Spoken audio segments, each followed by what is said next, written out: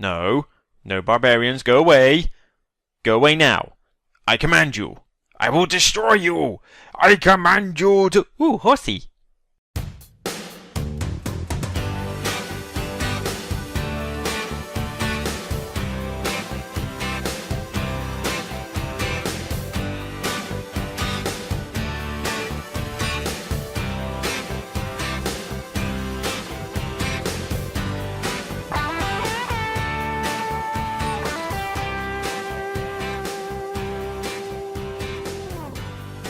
Hey guys, welcome to another Broken Meeple review, and if you have any knowledge of the Sid Meier Civilization franchise, you'll have been pretty excited to try out this new game from Fantasy Flight.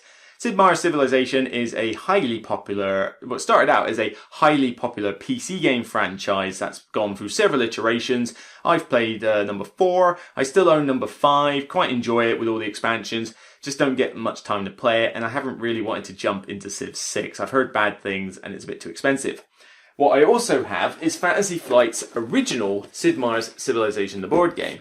This has featured in my top 100, I believe, before. It is a brilliant Euro game, but it is also fairly heavy, pretty complex, and certainly can take a while. It's got both expansions in here, so it's hard to sort of get it in the box without clasping it shut in my hands.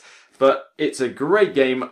If I could remember the rules, I would play it more often. I kind of need to do a refresher course on it, but now and again it hits the table and provides me with a good Civilization feel. But, like I said, long and complex. So what Fantasy Flight have now done is that they've given us Sid Meier's Civilization New Dawn, which is essentially meant to be a slightly abstracted but streamlined version of the Sid Meier Civ franchise in a game that should take no more than 2 hours. That's a pretty bold claim. Does it succeed? Yay and nay. We'll get onto that in more detail. In terms of the game, it's like every other Civilization game, really. You will take a nation from history, Romans, Aztecs, Sumerians, that kind of thing, and you have your capitals laid out on this map that is built either using a guide in the book or using, literally from scratch. And you'll do everything you expect from a Civilization game. You will expand your territory across the map. You will level up your technologies. You will fight other players and, of course, those pesky barbarians that like to pop up from time to time. You will, engage in trade and diplomacy. You'll get all that done within a much shorter space of time. Now, what you're aiming for rather than victory points is victory conditions. You will lay out several cards at the start of the game, and each one has 2 victory conditions. You have to get your token on all the different cards, but you can choose which of the 2 victory conditions you want. So it's quite a nice little way to, chop and change how you're going to play each game. Yeah, there's basically, let's say for a, free player game, you've got 3 cards there, you've got 6 different victory conditions, pick 3. 3 out of the 6. It's a pretty good, way to give something a little bit different than just simply collect 20 victory points, because let's face it, that gets stale after a while. Now, the crux of this game revolves around a focus row, as they call it. This is essentially a glorified rondel, to put it another way.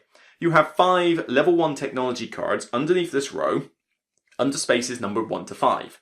The idea being that we all start off with the same technologies, but they are in different positions. And what you do is that to do an action on your turn, you utilize the effect of one of those cards, and basically the higher up the row it is, the more powerful it is, the wider the terrainscape of it is, that kind of thing. And then once you've used it, it goes to the back of the row and the others shift up. And you'll continuously do this every turn, and that is literally your turn. Do the action, shift the cards, next player, rinse, repeat. But these technology cards will level up in time, and they'll get more powerful, and the whole game revolves around you utilizing that focus row as efficiently as possible. When should you take when you should take that action? Should you let it, build up and up until it gets to the end of the row so it's as powerful as it can be? Or do you desperately need to utilize it right now, in which case you might just have to accept that you're going to use it at a lower end? Maybe you only need to use it at a lower end. Perhaps the power level of the card is unnecessary. You just desperately need to level up some technology. So there you go, use the card while it's there. The game will continue for about that time length, actually, as I mentioned. We'll get onto that in more detail.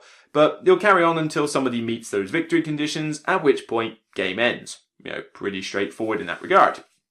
And there's a good amount of variety in the actions you can do. So, as well as like attacking and expanding and leveling up your tech, you can also do the tropes that you had in the Sid Meier's PC games with city-states and natural wonders. Natural wonders appear on the board and you can go grab those to get perpetual resources. There are city-states, different cities around, and you can either send your caravans to them to get resources and diplomacy cards, which give you a special ability for the game, or you can just go out and straight out conquer them. In doing so, you get perpetual resources every round, you just don't get the diplomatic stuff. You can even send your caravans off to other players. They don't get a choice about it. You get resources, which is great, but you also take a diplomacy card from them, which sadly, well, I'll get onto that aspect later, but, you get another ability or bonus that's dependent on the other players as opposed to the one you just took it off. So, first up, let's get on to the easy part, which is the components. Yeah, it's Fantasy Flight. It's great components, you already know this. It's got little miniature plastic cities, which are really cool. You've got, colourful artwork across the map tiles, the cards themselves, the, technology cards and everything. It all looks very colourful and very striking. We're not talking absolute stellar artwork here. I mean, I can think of a lot of Fantasy Flight games that have done better, but it's striking. I mean, it's got a very impressive looking cover. The hexagon, the sort of map tiles, they're little miniature hexagons arranged in a weird way. But you put them all together and you get a nice looking map of lakes and forests and grassland and deserts and mountains. And it looks the part when it's on the table and has certainly turned an eye from a player who's gone past, particularly if they notice the Sid Meier's name, because there seems to be a lot of Sid Meier's fans out there. So let's get on to probably the more important thing that everyone's been asking me, which is the time length. This has had to claim that it can streamline the Sid Meier's Civilization franchise into a very short game. Well, for the most part, yes, it actually does that. Now, with a caveat, because the first game you play of this, and possibly the first game you play with brand new players who aren't used to this sort of thing, is gonna be a long one. Not stupidly long. In fact, it's even the longest time I've spent playing this is shorter than the time I've played that Fantasy Flight original edition I showed you before. But the first game is a learning curve. You've got to get used to a reasonable amount of rules, and there's a lot of little fiddly bits that you've got to get into your head, like, okay, if I trade with a city-state, I get that and that. If I trade with a player, I get that and that. Attacking a city-state has a defense value of this, attacking a barbarian has a defense value of this, which is based on that. There's a few little fiddly nitpicks here and there, but once you get them in your head, which it only takes about one game for you to understand it, to the point where you don't have to keep checking the rulebook all the time, you'll actually shave a ton of time off this. I can't remember exactly how long my first game took. I think it was around the 3-hour mark, but that was with, it was with 3 of us, but all of us were brand new, including myself. I'd literally read the rules and that was all I'd done. I hadn't actually play tested it. I hadn't, tried to teach it to anyone. So including teaching and setup and that, we're talking about 3 hours. But when I played it again, same number of players, the rules were in my head. Taught it a lot better than my first attempt, I'll give it that. And at least an hour, if not more, was shaved off that time. I think we got it done in that sort of 2-hour mark.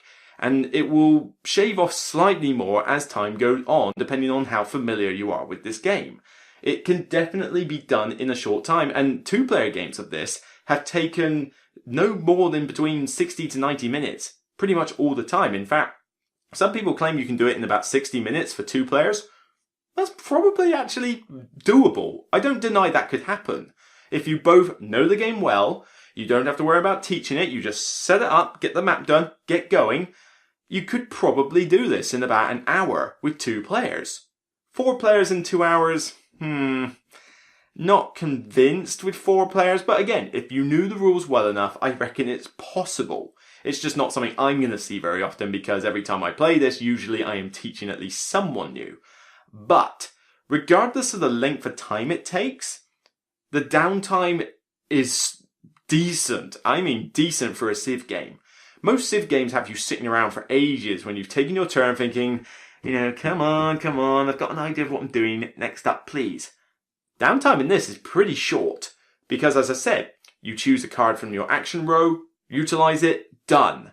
There's no multitude of steps, there's no tons of actions you do, it's just this card, this action, resolve, done.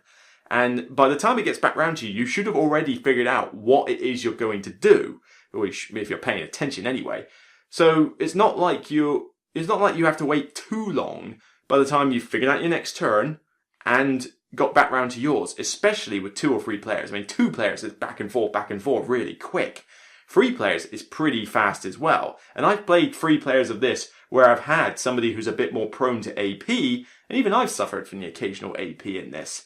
But even then, the downtime doesn't feel long. So regardless of what game length you end up with this, you're never sort of checking your watch and thinking, God, this is taking forever.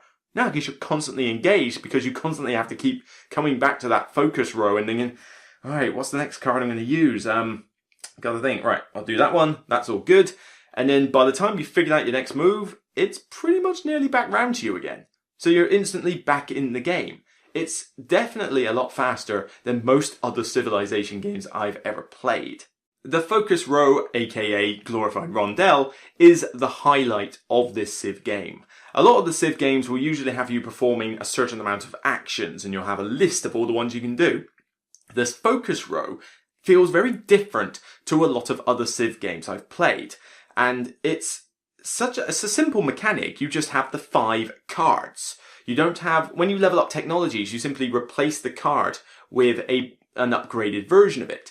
And the rules between each level of tech will be similar, but the bonuses will be bigger, the ability might be slightly enhanced, but we're not talking a ridiculous amount of extra text for you to write.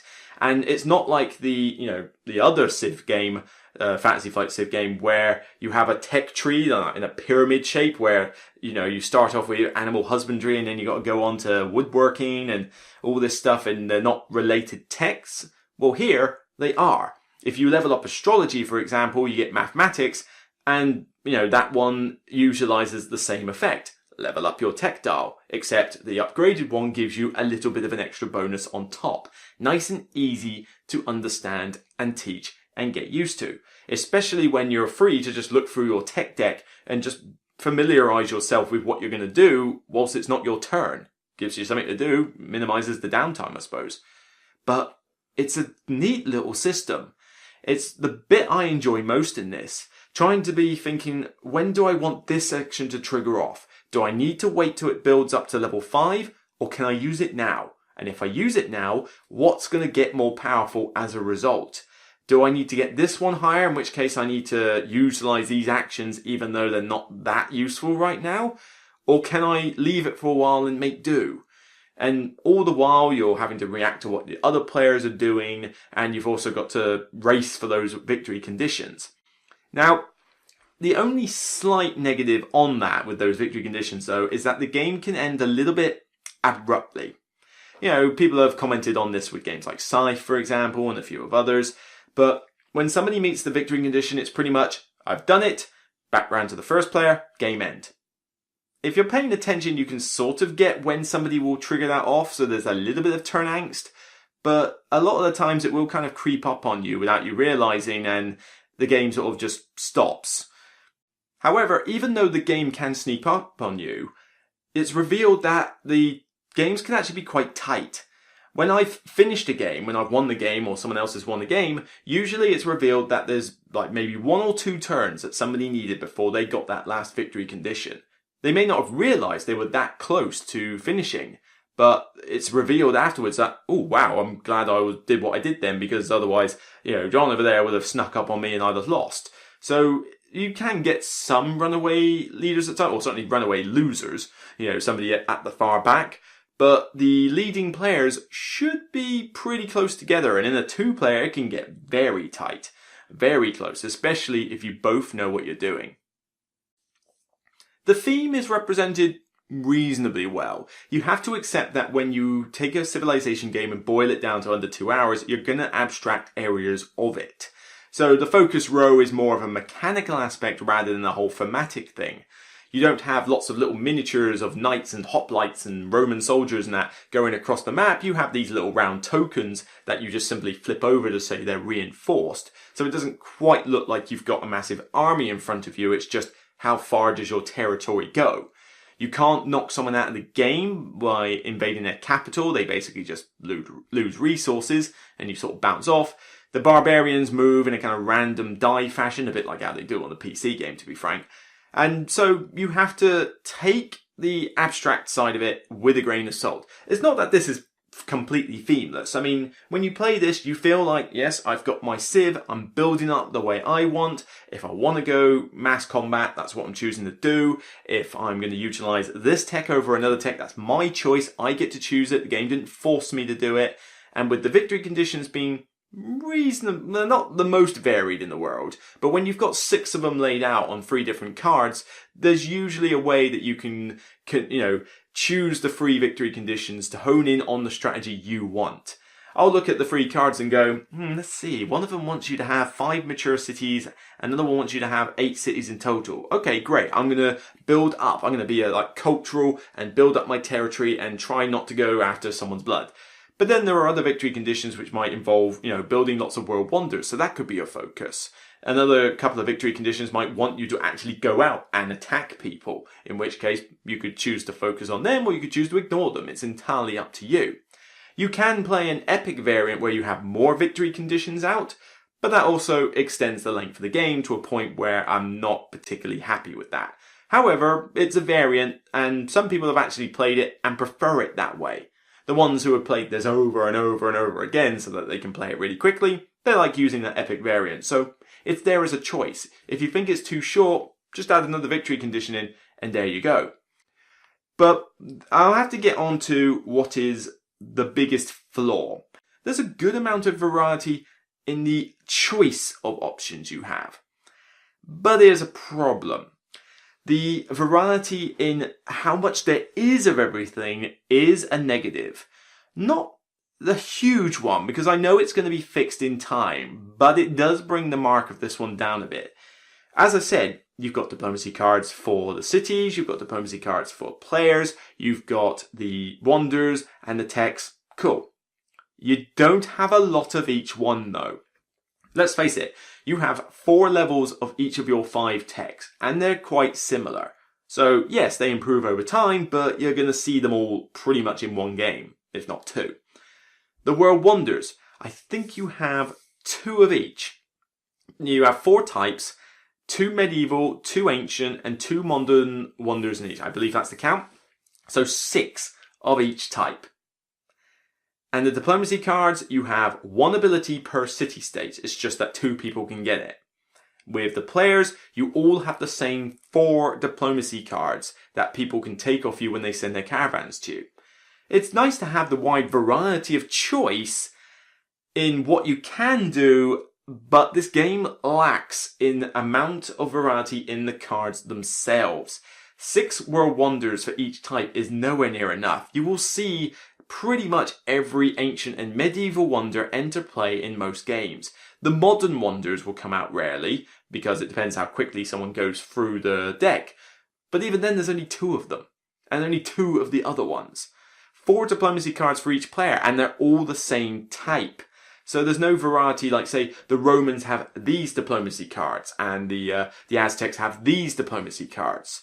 I don't see why that wouldn't be the case, considering some of the nations were obviously more militaristic or more diplomatic than others. On top of that, only 1 ability for each city-state, but 2 people can get it. Why not have multiple? Why not have 2 different abilities for each city-state? You've doubled the variety already. But only 2 even would be a little bit short. So, as great as I find this game, as enjoyable as it is literally on its knees begging for an expansion at a later date. And it doesn't have to add fancy mechanics or anything like that. There's enough mechanics in this game to give me a decent amount of enjoyment. But you could literally just release Civilization, A New Dawn Part 2, and release more wonders, more nations, more diplomacy cards, more variations of your technologies, whatever. You could basically just add more of the good stuff, and I'd be perfectly happy. That's what this game needs. Just more cards to boost up those decks. And you know it's going to happen. They've basically done what they do with Eldritch Horror, Arkham Horror, and all their other games. They give you a small amount of cards in each of the different decks. and then they just boost them up over time. Although I can't see this getting anywhere near as many expansions as, say, Eldritch Horror gets. And, I mean, fingers crossed, we are getting an expansion for this at some point in the future, but Lord knows when that will be, because this is only just released. It's probably going to be like halfway into 2018 before we get anything close to that, and you probably won't hear of it being announced until a good few months later anyway. So, it's not that the game's going to get sterile or anything, because it is still a 2-hour Civ game. But if you're the sort of player who's going to be playing it over and over and over again, you might see a bit of repetition pop up. I personally don't have that issue because I've played it a few times for obviously getting the review out. But after that, I'll play it, every now and again, and I'm going to enjoy it when it does.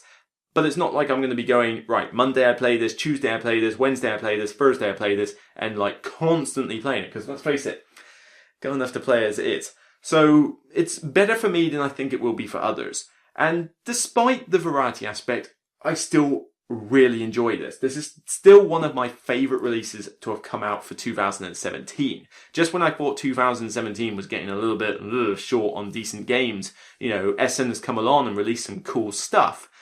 And this one being one of them shortly after Essen, cutting it a bit close to the end of the year, but, I'll be doing the top 10 list probably at the very last second of December, because I gotta get some games played over Christmas. But this is definitely one of my favourites. I love that rondel, focus row thing. I like the variety of choices. I like the fact that it is 2 hours or less once you get used to the game. I can now teach this game fine. I don't have to keep checking the rules all the time. And with a couple of players, even if they're new to the game, I reckon we can get it out in 2 hours, 2 and a bit with 3 players, 2.5 tops with 4 players. And I know people can do it quicker than that, but I'll take a Civ game that I can play in less than 2.5 hours, including teaching, with 4 players. Those don't come off very easily. They do not appear that often. So to have one that has actually managed to succeed in keeping the time length down without extracting the game too much.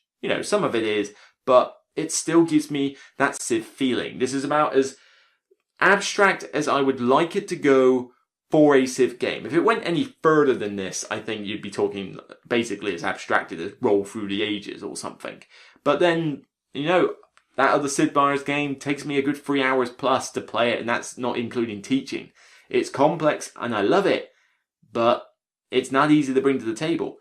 This one is a lot easier to play on the table. It is more accessible, and for that it deserves a lot of credit. So, good components, shortish time length, decent variety of options, cool, interesting mechanics, looks the business, just is going to need a bit of variety to really spruce it up in the long term, and the game can end a little bit abruptly. You kind of want it to go maybe a little longer, or you just want to, have more warning that, oh my god, it's about to end. So, other than that though, really enjoy it. Personally, it's fighting at the moment between an 8 and a 9. I do really enjoy this. I just think that it's going to need that variety to really go the distance. I'm in a 9. I can't decide. 8 or 9, 8 or 9. I don't know.